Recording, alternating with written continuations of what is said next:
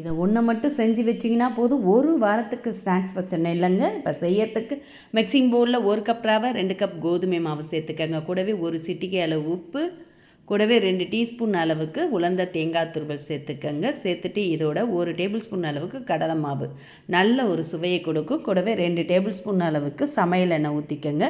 ஊற்றி மாவோடு நல்லா இது மாதிரி கலந்து விட்டு பிசைஞ்ச பிறகு இதில் வறுத்த வேர்க்கடலை ஒரு 2 டேபிள் ஸ்பூன் அளவுக்கு ஒன்றும் பாதியமாக மிக்சர் ஜாரில் அரைச்சி சேர்த்துக்கங்க. 1 டீஸ்பூன் எள்ளு சேர்த்து நல்லா கலந்துட்டு இதில் அரை கப் அளவுக்கு பிடிச்ச சர்க்கரையும் சேர்த்துக்கங்க. 1 கப் ரவை எடுத்தோம், 2 கப் கோதுமை மாவு எடுத்தோம், அதே கப்பில் அரை கப் அளவுக்கு சர்க்கரை உங்கள் தேவைக்கேற்ப கூட சேர்த்து நல்லா கலந்த பிறகு இதில் காய்ச்சி ஆறின பால் 1 கப் அளவுக்கு கொஞ்சம் கொஞ்சமாக சேர்த்து நல்லா மாவை இது மாதிரி நெழுப்பாக பிசைஞ்சி அப்படியே மூடி ஒரு 5 நிமிஷம் வச்சிடுங்க. ஊறின பிறகு எடுத்திங்கன்னா நல்லா கொஞ்சம் திக்காகி இருக்கும். இப்போ இதுலேருந்து மாவை கொஞ்சமாக எடுத்து உருண்டைகளாக உருட்டி எல்லாத்தையுமே எடுத்து வச்சுக்கோங்க. அப்போ தான் ப்ரெஸ் பண்ணி எடுக்க ஈஸியாக இருக்கும். இப்போ இதோடு சேர்க்கறதுக்கு 2 டேபிள் ஸ்பூன் பாதாமை பொடிசாக கட் பண்ணி வச்சுருக்கேன். அப்படியே இருக்கட்டும். இது மாதிரி குட்டி பவுல் இல்லை குட்டி பிளேட் இருந்ததுன்னா எடுத்துக்கோங்க. அதில் நறுக்கி வச்ச பாதாமை கொஞ்சம் சேர்த்து உருண்டையை வச்சு இன்னொரு பவுலால் ப்ரெஸ் பண்ணி எடுத்திங்கன்னா சூப்பரான ஷேப் கிடைக்கும்.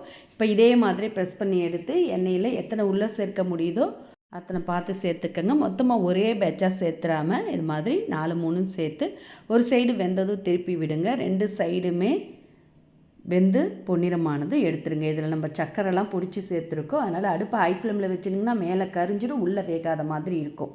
இப்போ எல்லாமே வெந்து பொன்னிறமாக இருக்குது. இப்போ எண்ணெயிலேருந்து வடியை விட்டு எடுத்து பிளேட்டில் மாற்றி நல்லா ஆறின பிறகு இது ஒரு ஏர்டைட் பாட்டிலில் போட்டு ஸ்டோர் பண்ணி வச்சுட்டிங்கன்னா போதும்.